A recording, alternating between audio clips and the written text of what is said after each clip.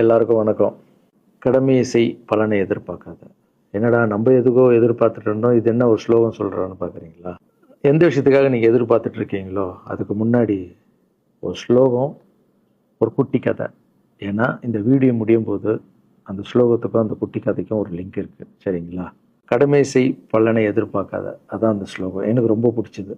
என்னடா இது கடமையை செய்ய சொல்கிறாங்க, பலனை எதிர்பார்க்க வேணான்றாங்கல்லன்னு நிறைய பேருக்கு அந்த ஸ்லோகம் மேலே ஒரு டவுட் ஒன்று இருக்குது. வேலை பண்ணுறோம், வேலைக்கேற்ற கூலி எதிர்பார்க்கக்கூடாதா? இவ்வளோ கஷ்டப்பட்டு உழைக்கிறோம், சம்பளத்தை எதிர்பார்க்கக்கூடாதா அப்படின்னு. அந்த ஸ்லோகத்துடைய முழு மீனிங் என்னன்னா ஒரு கதையாக சொல்லிடுறேன். ஒரு பெரிய வீடு, ஒரு மிகப்பெரிய பணக்காரர். அவர் ரூமு மட்டும் க்ளீன் பண்ணுறதுக்கு ரெண்டு ஆட்கள் இருப்பாங்க. ரொம்ப பிடிச்சவங்களும் 2 பேர் அந்த ரூம் க்ளீன் பண்ணுறதுக்கு வச்சுருக்காரு. அவர் மிகப்பெரிய பணக்காரர். அவர் இப்போ 2 பேரும் வந்து ரூம் துடைக்கிறவங்க. ஓகே, அவர் காலையில் ரெடி ஆகி அந்த ரூம்லேருந்து வெளியே வரும்போது அவங்க துடைச்சிட்டு இருக்காங்கல்ல, அதில் ஒருத்தர் வந்து அவர் பாட்டுன்னு ஒரு வேலையை பார்த்துட்டு இருப்பார், துடைச்சிக்கிட்டே இருப்பார். இன்னொருத்தர் இருக்கார்ல, அவர் போய், சார் உங்கள் ட்ரெஸ்ஸு சூப்பராக இருக்குது சார், சார் நீங்கள் போட்டுக்கிற கண்ணாடி நல்லா இருக்கு சார், சென்ட்டு சூப்பராக இருக்குது சார், நல்லா இருக்குது சார், சூப்பராக இருக்கீங்க சார், எனக்கு பேக் கொடுங்க சார் அப்படின்னு வாங்கிட்டு போவார். இன்னொரு ஆள் வணக்கம் சார் சொல்லிட்டு வேலையை மட்டும் பார்த்துட்டு இருப்பார். இப்படியே தினமும் நடக்கும்.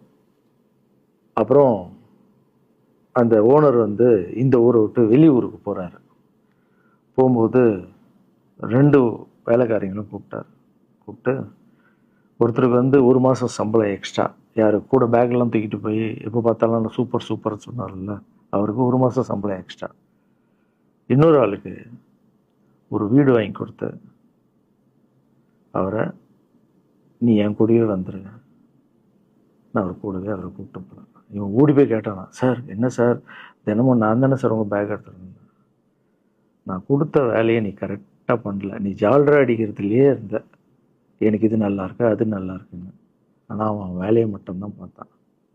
வேலையை கரெக்டாக பார்த்தா பலனு கடவுள் கொடுப்பார், அந்த பலன் தான் இது அப்படின்னு சொன்னான். இப்போ விஷயத்துக்கு வருவோமா?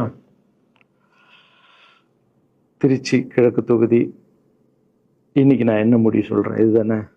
நான் திருச்சி கிழக்கில் நிற்கணும்னா நான் முதல்ல அரசியலுக்கு வரணும். நான் அரசியலுக்கு வரேனா இல்லையான்றதை சொல்கிறேன். அரசியல் எப்படி என் வாழ்க்கையில் வந்ததுன்னு சொல்கிறேன். உங்களுக்கு நல்லா தெரியும், என் வீட்டில் குழந்தைங்கள வளர்த்துக்கிட்டு நான் பாட்டுன்னு சோஷியல் சர்வீஸ் பண்ணிகிட்டு இருந்தேன். மாற்றுத்திறனாளிக்கு டான்ஸ் சொல்லி கொடுக்குறது, ஓப்பனர் சர்ஜரி பண்ணுறது, பசங்களை படிக்க வைக்கிறது, ஸ்போர்ட்ஸ் எல்லாத்துலேயும் என்னால் முடிஞ்ச வரைக்கும் பண்ணுவேன். என்னால் முடியல மற்றவங்கிட்ட கேட்டு பண்ணிகிட்டு இருந்தேன். இந்த டைமில் தான் ஜல்லிக்கட்டுன்னு ஒன்று வருது. ஒரு சில விஷயம்லாம் ஃபாஸ்ட்டாக சொல்லிடுறேன், உங்களுக்கு தெரிஞ்ச விஷயந்தான். ஜல்லிக்கட்டுன்னு ஒன்று வருது, அதில் நான் போகிறேன், சாப்பாடு போகிறதுக்காக குழந்தைங்களுக்கு போகிறேன். அப்படி நான் அந்த ஜல்லிக்கட்டு நடந்து முடிஞ்ச விஷயம்லாம் உங்களுக்கு தெரியும். அப்புறம் என் மேலே ஒரு தலைவர் விமர்சனம், எதுக்கு தலைவர்னு சொல்லுவாரா, நம்ம அண்ணன் தான், சீமான் அண்ணன் ஒரு விமர்சனம் வைக்கிறாரு. அதுக்கு நான் மறுபடியும் ஒரு ட்வீட் போடுறேன், அவர் ட்வீட் போடுறேன். அப்போ தான் என் வாழ்க்கையில் அரசியல்னு எடுத்து அந்த நுழையுது. நம்ம சாப்பாடு போகிறதுக்கு போகணும், இது என்னடா இவ்வளோ பெருசாக இருக்குது, அந்த ஜல்லிக்கட்டு தான் எனக்கு அரசியலில் உள்ள நுழைஞ்சது, என்னடா இவ்வளோ பெருசாக இருக்குது அப்படின்னு. அப்படியே போச்சு. அதே தலைவர் தான், அதே சீமான் தான் ரஜினி சார் அரசியலுக்கு வர்ற மாதிரி பேச்சு அடிபட்ட உடனே அவங்க சைட்லேருந்து பேசுகிறாங்க, தலைவரை பற்றி பேசுகிறாங்க. தலைவர் எனக்கு வந்து ஒரு குரு, என்னை வாழ வச்ச தெய்வம், ஒரு அப்பா மாதிரி, ஒரு அண்ணன், அப்பா எல்லாமே சொல்லலாம். ஸோ அவரை பற்றி அதிகமாக பேச ஒரு முறையும் சூப்பர் ஸ்டாருக்கு ஃபோன் போடுவேன், அண்ணா ரொம்ப ஓவராக பேசுகிறாங்க, டெபா கம்முன்னு இருக்கண்ணா, நீ சைலண்ட்டாக இரு, இப்படியே ஓரளவுக்கு தான் நம்மளால் பொறுக்க முடியும். அதுக்கப்புறம் ஆடியோ ரிலீஸ் ஃபங்க்ஷனில் என் மனசில் இருக்கிறதெல்லாம் உடச்சி சொன்னேன், அதை நீங்களும் பார்த்துருப்பீங்க, தெரியும்.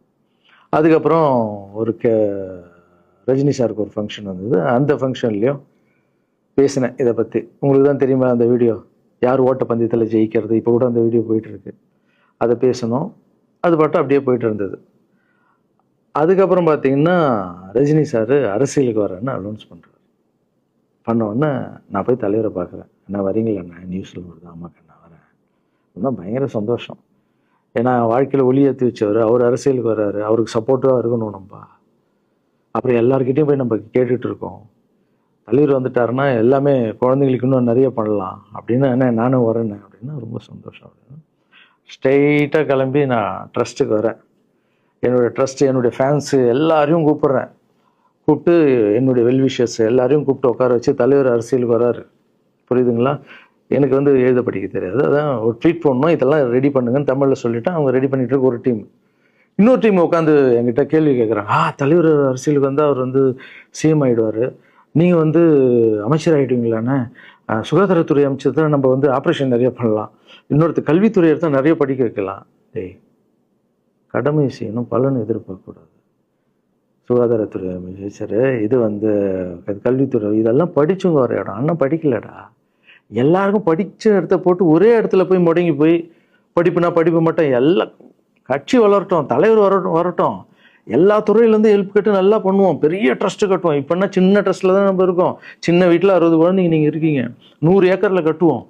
ஊனமுற்றோர்கள் இந்த பக்கம் திருநங்கைகளுக்கு, இந்த பக்கம் முதியோர்களுக்கு ஒரு பெரிய ட்ரஸ்ட் கட்டி பண்ணுவோம்டா. சூப்பர்ண்ணா. இன்னொருத்தர் டக்குன்னு அங்கேருந்து, அண்ணா நம்மளை ஏற்று பேசின்னு இருக்கார்ல சீமான் அண்ணன், அவருக்கு ஆப்போசிட்டாக எதிர்த்து நில்லுங்கண்ணே அப்படின்னா. அது அரசியல் இல்லை. ஒருத்தர் மேலே கோவத்தால் நம்ம அரசியலுக்கு வந்தால் அது வந்து வெறுப்பு அரசியலாக மாறும். அரசியல்ன்றது மக்களுக்கு நல்லது பண்ணுறதுக்காக வரணும். இப்போ அவரை நான் அழிக்கணும், அவரை நான் ஏதோ ஒன்று செய்யணும்னு அந்த ஆசையில் வந்தேன்னு வச்சுங்களேன், ஆசை என்ன ஆகும், கோபமாக மாறும். கோவத்துலேருந்து என்ன வரும், வார்த்தைகள் தப்பாக வரும். வார்த்தைகள் மட்டும் வராது, தப்பான வார்த்தைகள் வரும். மக்களுக்கு நம்ம மேலே மரியாதை இல்லை, மக்களுக்கு நம்ம மேலே மரியாதை இருக்காது, போயிடும். ஸோ அதால் அரசியலுக்கு வரோன்னா அவரை அழிக்கிற இவழியாக இருக்கு. பதிவை பற்றி பேசுகிறத ஃபஸ்ட்டு விடுங்கடா, ஃபஸ்ட்டு வேலையை பார்ப்போம்டா. நம்ம தலைவர் வரோன்னு சொல்லிட்டாரு, ட்வீட் போடுங்களா அப்படின்னா ட்வீட் போட்டுட்டு அங்கேருந்து போட்டுட்டு வீட்டுக்கு போகிறேன். இங்கே தான் பெரிய ட்விஸ்ட் இருக்குது எனக்கு. வீட்டுக்கு போகிறேன். வீட்டுக்கு போனோன்னா எப்பவும் நான் அம்மா கிட்ட போய் ஒரு விஷயத்த சொல்கிறதுக்கு முன்னாடி ஒரு சர்ப்ரைஸ் ஒன்று பண்ணுவேன். எங்கள் அம்மா கோவில் கட்டுறது கூட, கோவில் கட்டிட்டு ஸ்டாச்சுலாம் ஆர்டர் பண்ண அப்புறம் தான் அந்த ஸ்டாச்சுவே காமிச்சாங்க அம்மாவுக்கு. அதே மாதிரி அரசியல் விஷயத்துலையும் போய் சொல்லலான்னு அம்மாவை கூப்பிட்டு ஃபேமிலியெல்லாம் உட்கார வச்சு, அம்மா தலைவர் அரசியலுக்கு வர்றாரு, சரி கண்ணா, நானும் அரசியல் போடுறேன், இங்கே பரமா ட்வீட் போட்டிருக்கேன் அப்படின்னு அம்மா முகம் டக்குன்னு மாறிட்டு ஓகே கண்ணா, ஓகே நான் சாப்பிடலாம் அப்படின்னு எழுந்து போயிட்டாங்க. என்ன இப்படி போக மாட்டாங்களே, ஒரு விஷயத்த சொன்னால் சூப்பர் கண்ணான்னு பேசுவாங்கல்ல, 1 hour அதில் இருக்கிற நல்லது கெட்டது எல்லாம் பேசுவாங்க, என்ன போயிட்டாங்க அப்படின்னு ஒரு ஃபீல். சரி இது உடம்பு சரியில்லை போல, அப்செட்டில் இருக்கான்னு விட்டேன். அப்புறம் 2-3 நாள் அவங்ககிட்ட பேசவே மாட்டுறாங்க. கூப்பிட்டு என்னம்மா உனக்கு பிரச்சனை, ஏதாவது தப்புன்னா அடின்னா அடிச்சிடுமா, என்னம்மா இப்படி பேசாமல் இருக்கேன்னா, இல்லை கண்ணா நீ அரசியல் போனது எனக்கு பிடிக்கல அப்படின்றாங்க. ஏமா அரசியல் போனால் பிடிக்கல? இல்லை கண்ணா அது ஒரு சாக்கடை, அரசியலுக்கு போகக்கூடாது, அது வந்து பணம் கொடுக்குறாங்க அரசியலுக்கு, ஓட்டு வாங்குறதுக்கு பணம் கொடுத்து தாங்க நான் ஜெயிக்கிறாங்க. அதுக்கப்புறம் ஜாதி இல்லைன்னுவாங்க, ஜாதி இருக்குது, மதம் இல்லைன்னுவாங்க, மதம் இருக்குது. அந்த சாக்கடைக்குள்ளே நீ போகாதப்பா. நம்மளுக்கு வாழ்க்கையை ஒளி வச்சு ஏற்றி வச்சவர் தாங்க நம்ம சூப்பர் ஸ்டார். அவர்கிட்ட என்னை கூப்பிட்டு போப்பா, நான் சொல்கிறேன், அவர் ஒரு ஆன்மீகவாதி, அவரும் அரசியலுக்கு வருவானா, இந்த வயசில் அவர் நிம்மதியாக இருக்கட்டும், எதுக்கு அரசியலுக்கு வர, என்னை கூப்பிட்டு போ, அப்பாயின்மெண்ட் வாங்கி கொடுத்துருந்தாங்க. அப்பாயின்மெண்ட் வாங்கி கூடா, நானும் வேறு கனவுல வந்து மைண்ட் வைஸ், அம்மா நான் சொல்கிறது கேளுமா, நம்ம எத்தனையோ இப்போ வந்து எல்லா குழந்தைங்களுக்கும் ஒவ்வொரு ஸ்டேஜில் போய் கேட்டு தானேம்மா ஹெல்ப் நடக்குது. இப்போது தலைவர் வந்துட்டாருன்னா நம்ம தாராளமாக பண்ணலாம்லம்மா, உன் கையில் எவ்வளோ காசு இருக்கோ அதுக்கு மட்டும் செய், அரசியல் வேணான்னு சொல்கிறேன் அப்படின்னு போயிட்டான். அந்த ஃபேஸ் வந்து அதுக்கப்புறம் அடிதான் நம்மளுக்கு. சரி இந்த உலகத்தில் அம்மா மீறி பண்ணலாம், ஆனால் நான் உருப்பிட மாட்டேன், எனக்கு நல்லா தெரியும். இந்த உலகத்துலேயே எனக்கு யாருன்னா எங்கள் அம்மா தான். அது அம்மா இல்லை, எங்கள் கடவுள்னே சொல்லலாம், நான் எதிர்க்க பார்க்குற கடவுள். சரி அம்மாவுக்கு சொல்லி புரிய வைக்கலாம், என்னடான்னு தலைவர்கிட்ட போய் எப்படி சொல்கிறது, பசங்கிட்ட ஒரு பயங்கர பில்டப் கொடுத்துட்டோம், அது இதுன்னு எல்லாம் வேலை வேற பார்த்துட்டு இருக்காங்க, என்ன பண்ணுறது. அந்த டைமை பார்த்து கொரோனா வருது, ஒரே ஷாக்கு, வெளியே போக முடியாதுன்றாங்க, இல்லைன்னா முடிஞ்சு போச்சு. பிரச்சாரம் பண்ண வெளியே போக முடியாது, தலைவருக்கு உடம்பு சரியில்லாமல் போகுது, ஹைதராபாத் ஷூட்டிங் போகிறாரு, உடம்பு முடியல, அப்படியே எல்லாமே கொலாப்ஸ் ஆகுது. அப்புறம் தலைவர் அலௌன்ஸ் பண்ணுறாரு, நான் அரசியலுக்கு வரல, டாக்டர்ஸ் வந்து போகக்கூடாதுன்னு சொல்லிட்டாங்க, கொரோனா டைமில் நம்ம வந்து பிரச்சாரம் போக முடியாது, அதை காரணம் சொன்னார், இது உங்களுக்கு எல்லாருக்கும் தெரியும். ஆவலை தான் தலைமையில் கை வச்சுன்னு உட்காந்துட்டோம். நான் ட்ரஸ்ட்டில் இருக்கிற குழந்தைங்க மற்றவங்க எல்லாரும் என்னென்னோ நினச்சி ஒர்க் பண்ணிட்டு இருந்தால எல்லாரும் அப்செட்டில் உட்காந்துருக்கோம். தலைவர் ஒருத்தம் போய் பேசி பார்க்கலாம் அவர்கிட்ட, தலைவர் வர்றாரு, கூப்பிட்றாரு, போகணும். அந்த மாதிரி தலைவரை பார்த்ததில்லை நான். அப்படியே எனக்கு புரிஞ்சுது, அவர் ரொம்ப வலியில் இருக்கார் அப்படின்னு. எவ்வளோ சுறுசுறுப்பானால உடம்பு முடியலைங்கண்ணா, பரவாயில்ல உங்கள் உடம்பு தானே முக்கியம், என்ன இதெல்லாம் என்னென்ன தூக்கி போடுங்கண்ணா. இல்லைங்கண்ணா இத்தனை வருஷம் என்னை வாழ வச்சாங்கல்ல, அவங்களுக்கு ஏதாவது ஒன்று பண்ணணும்னு நினச்சாங்கண்ணா, இங்கே குத்துதுக்கண்ணா, எனக்கு என்ன பண்ணுறதுன்னு தெரியல, ரொம்ப கஷ்டமாக இருக்கு அப்படின்னா. அண்ணே அதை விடுங்கண்ணே, எல்லாம் அப்படின்னு அவர்கிட்ட பேசிட்டு அவர் வந்து அப்போ நான் முன்னாடி பேசும்போது அவர் சொல்கிறார், நான் கூட பதவிக்கு வரணும்னு ஆசைப்படல, இன்னொரு நல்ல ஆள் படித்த ஆள் அங்கே நிற்க வச்சுப்பாங்க. யாருன்னு சொல்லுவேன், யாருன்னு கூட சொல்லல. அது அப்படியே போச்சு. அவர் மனசுக்கு மட்டும்தான் தெரியும், யாருன்னு கூட சொல்லல. ரொம்ப அப்செட்டாக இருந்தார். சரி ஓகே, இதுவும் கடந்து போகணும். அப்படியே கடந்து போச்சு. எனக்கும் காஞ்சனா படம் அது இதுன்னு வந்து பெரிய ஹிட் ஆகுது. அதுக்கப்புறம் யாருக்கிட்டேயும் நீங்கள் யாரும் எனக்கு ஹெல்ப் பண்ண வேணாம். முதல் நாள் நான் வந்து கலைஞர் ஐயா கிட்ட ஹெல்ப் கேட்டேன். அவர் வந்து ஒரு சில குழந்தைங்களுக்கு ஹெல்ப் பண்ணார். அதுக்கப்புறம் அன்புமணி ராமதாஸ் ஐயா, அவரும் ஹெல்த் மினிஸ்டர் இருக்கும்போது அவரும் ஒரு சில குழந்தைங்களுக்கு ஹெல்ப் பண்ணார். அப்புறம் நம்ம விஜய் சார் நண்பர், அவர் வந்து ஒரு குழந்தைக்கு ஆப்ரேஷன் பண்ணார். ஸோ இருக்கும்போது என்னால் முடிஞ்ச வரைக்கும் சொந்த பணத்தை போட்டு பண்ணிவிடுவாங்க. முடியாத போது தான் நான் அந்த ஹெல்ப்பை கேட்பேன். இப்போ தான் நல்லா வந்துட்டுமே, யாருக்கும் எனக்கு பணம் கொடுக்க வேணாம், இனிமேல் என் சொந்த பணத்திலே பண்ணுறேன்னு சொல்லிட்டு நான் பாட்டுன்னு ஒரு வீடியோ கூட நான் போட்டேன், இனிமேல் யாரும் பணம்லாம் கொடுக்க வேணாம். அப்படியே போயிட்டுருக்கு. காஞ்சனா எல்லாம் முடிஞ்சு ஜிகிர் தண்டா படம் ரிலீஸ் ஆகுது. ஜிகிர் தண்டா பார்ட்டி போயிட்டுருக்கு. டைரக்டர் நின்று பேசுகிறேன். நான் டைரக்டர் கிட்ட போனேன். டைரக்டர் யார்கிட்டயோ ஃபோனில் பேசிகிட்டு இருக்காரு. அப்படியே பேசிகிட்டு இருக்கிறவர் டக்குன்னு இந்த சீமான் பேசுவான்னு கொடுத்துட்டாரு என்கிட்ட. அவருக்கும் தெரியாது நான் பேச போகிறேன். அவர்கிட்ட லாரன்ஸ் பேசுவார், சீமான் ரெண்டு பேரும் சைலண்ட்டு. நானும் எதுவும் பேசலை, சீமானும் எதுவும் பேசலை. அப்படியே ஒரு நிமிஷம் அப்படியே நிற்கிறோம். பெரியவர் இல்லை என்னாலும் அண்ணன் அப்படின்னு, அவ்வளோதான் அண்ணன். பயங்கர பாசம். எந்த இடத்துல கோவம் இருக்கும் அந்த இடத்துல குணம் இருக்குன்னு சொல்லுவாங்கள்ல. அண்ணன் வந்து புகழ்ந்து தள்ளுறாரு ஜிகர் தண்டாவை. இப்படி பண்ண கண்ணா, அப்படி பண்ண இவ்வளோ சூப்பராக பண்ண, அந்த சீன் எனக்கு ரொம்ப பிடிச்சதுன்னு. அவருடைய அன்பு தான் தெரியும்ல, எல்லாமே அதிகமாக இருக்கும் அண்ணன்கிட்ட. அண்ணா ரொம்ப சந்தோஷமாக வாழ்த்தினார். அப்புறம் நான் வந்து மாற்றம்னு ஒரு அமைப்பு ஆரம்பிச்சிருக்கேன்ல, இந்த விவசாயிகளுக்கு டிராக்டர் கொடுக்கறது, அப்புறம் மாற்றுத்திறனாளிக்கு ஸ்கூட்டி கொடுக்குறது, எல்லாமே அதை பார்த்துட்டு பத்திரிகையாளர் கேட்குறாங்க அவர்கிட்ட, ரகுவலரன் சார் மாற்றம்னு அமைச்சிருக்காருன்னா, நல்ல விஷயம் தம்பி, நல்லா பண்ணிட்டோம், நல்லா இருக்கட்டும் அப்படின்னு வாழ்த்தினார். ஸோ ஒரு பெரிய பிரச்சனைக்கு கடவுளே வந்து அதை அப்படியே சால்வ் பண்ணி வச்ச மாதிரி ஆயிடுச்சு. அப்படியே போச்சு. ஆனால் நீங்கள் நல்லா இருக்கணும், எங்கே இருந்தாலும் நல்லா இருப்பீங்க. எப்போல்லாம் ட்ரஸ்ட்டுக்கு போகும்போது பசங்கள்லாம் கேட்பாங்க, அந்த 100 ஏக்கர் ட்ரஸ்ட்டு குழந்தைங்க, சரி ஓகேடா. அப்படி பார்த்தீங்கன்னா நண்பர் விஜய் சார் கிட்ட பேசிட்டு இருக்கும்போது, நான் வர அரசியலுக்குன்றாரு. நிஜமா நண்பா அப்படின்னு, எஸ் அப்படின்னு. மறுபடியும் போய் ட்ரஸ்ட்டில் உட்காந்து நம்ம டேய் நண்பர் வராரு. ஏன்னா சூப்பர் ஸ்டார் எனக்கு எவ்வளோ க்ளோஸோ, நண்பர் கூட அவ்வளோ க்ளோஸ் தான் எனக்கு. ஏன்னா மேகமாய் வந்து போகிறேன்ற சாங்லேருந்து நான் அவருக்கு டான்ஸ் மாஸ்டராக பண்ண ஆரம்பித்தேன். அதுக்கப்புறம் நிறைய சாங் பண்ணேன், சரக்கு வச்சுருக்கேன். அது உங்களுக்கு தெரியும், அந்த தாம் தக்க தீம் தக்க. அவருக்கு மட்டும் நான் ஸ்பெஷலாக வந்து பண்ணி கொடுத்துட்டு போவேன். தமிழ் வேறு யாருக்கும் பண்ண மாட்டேன். அவர் கூப்பிட்டா வருவேன், தலைவர் கூப்பிட்டா வருவேன், சாங் பண்ணிட்டு போவேன். அவர் வரணும் போது எஸ், ஏன்னா அவர் ஒரு முடிவு எடுக்க மாட்டார், எடுத்தாருன்னா அவர் நல்ல உழைப்பார், நல்ல உழைப்பாளி, பண்ணுவார் அப்படின்னு நினச்சி மறுபடியும் போய் ட்ரஸ்ட் ஆளுங்கெல்லாம் பேசுறதுக்கு முன்னாடி, ஐயோ அம்மா இருக்காங்களே பிடிக்காத, ஃபஸ்ட்டு அங்கே கரெக்ட் பண்ணணும்ல. அங்கே போனேன். அம்மா நண்பர் அரசியலுக்கு வராருமா, என்னம்மா அப்போ தான் ஓகே, இப்போ எல்லாம் மாறி இருக்கு, போகலாமா, நீ ஃபஸ்ட்டு அவர்கிட்ட ஒரு அப்பாயின்மெண்ட் வாங்க, நான் உன்னை கூப்பிட்டு போகிறேன் அப்படின்னா. கூப்பிட்டு போய் இந்தப்பா என் பிள்ளைய ஒப்படைக்கிறேன் பார்த்துக்குப்பான்னு சொல்லுன்னு பார்த்தா, என்னம்மா பேச போகிறான்னு கேட்டேன். நீ அரசியலுக்கு வராத தம்பி, இது ஒரு சாக்கடை, நீ அரசியலுக்கு வராத, நீ ரொம்ப சைலண்டான ஆள், உனக்கு இதெல்லாம் செட் ஆகாது, பணம் கொடுத்தா தான் ஜெயிக்க முடியும், ஜாதி இருக்கு, மதம் இருக்கு, இதெல்லாம் தாண்டி வருது கஷ்டம்னு நான் அவர்கிட்ட சொல்கிறேன்ப்பா அப்படின்னு. நான் அப்படியே அம்மா புரிஞ்சுக்குமாண்ணா, டேய் மீன் குழம்பு வச்சுருக்கேன் சாப்பிட்றேன், அதே மீன் குழம்பு. ஓகே, நான் நினச்சிட்டேன் நம்ம ஜாதகத்தில் இல்லை போல, சரி விட்டுடலாம், சரி இப்போ விட்டுருவோம், ஒரு 2-3 நாளைக்கு அப்புறம் மறுபடியும் பேசுவோம் அப்படின்னு மறுபடியும் பேசுகிறேன். அதே மறுப்பு தான். நானும் நண்பர்கிட்ட பேசுகிறேன், அம்மா இப்படி சொல்கிறாங்க நண்பா, அது அவங்களுக்கு தெரியல, அவர் நிறைய பேச மாட்டார், வயசானவங்க இல்லை, தெரியல, வந்தப்புறம் புரியும், ஒரே வார்த்தை தான்.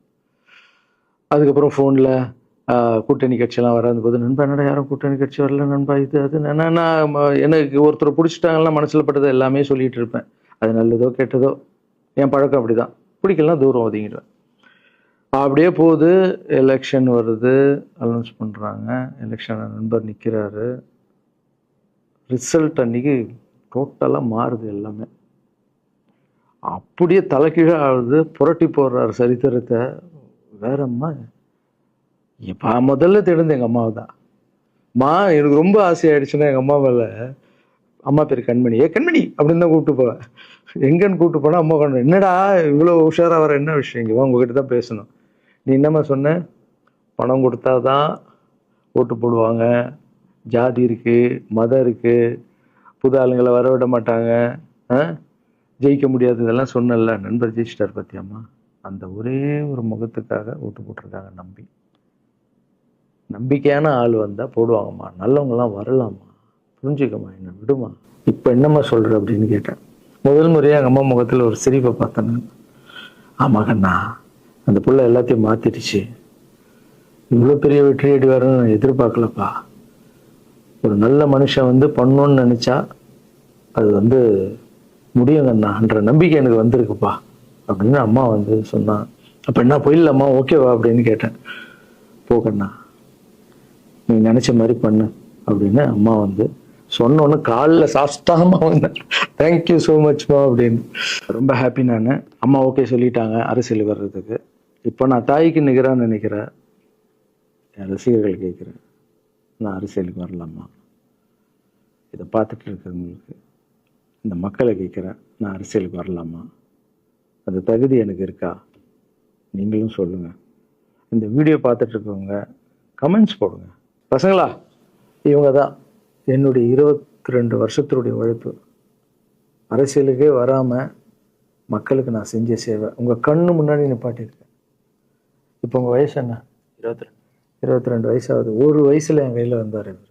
அந்த ஃபோட்டோவை நீங்களே பாருங்கள். இப்போ 22 வயசு.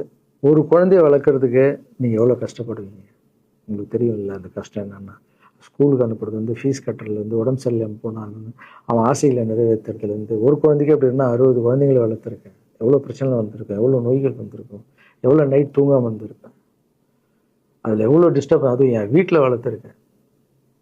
இதெல்லாம் எதுக்கு பண்ணேன்னா, எந்த ஒரு எதிர்பார்ப்பும் இல்லாமல் கடமை செய் பலனை எதிர்பார்க்காதன்ற இந்த வார்த்தை எனக்கு ரொம்ப பிடிக்கும்.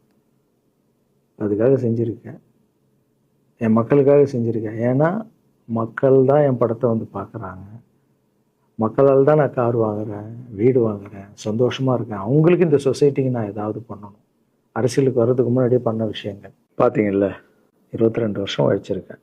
ஒரு கதை ஒன்று சொன்னேன்ல, 2 வேலைக்காரங்க இருந்தாங்கன்னு.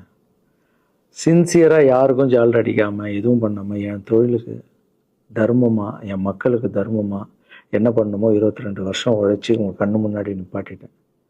அந்த ஓனர் ஒரு பலன் கொடுத்தார்ல, அந்த ஓனர் யார் தெரியுமா? கடவுள். அந்த கடவுளுக்கு தெரியும் எனக்கு என்ன பலன் கொடுக்கணும். இதுக்கு தான் அந்த கதை லிங்க் ஆகும்னு சொன்னேன். ஸோ நீங்கள் சொல்லுங்கள், நான் அரசியலுக்கு வரணுமா வேண்டாம்? வேண்டாம்னா வேணான்னு சொல்லுங்கள். வாப்பா, வாடாகண்ணா, வா நண்பா, வாங்கண்ணா அப்படின்னு சொல்லுங்கள். என் முடிவை நான் உங்களுக்கு சொல்கிறேன். உங்கள் முடிவுக்காக காத்திருக்கேன்.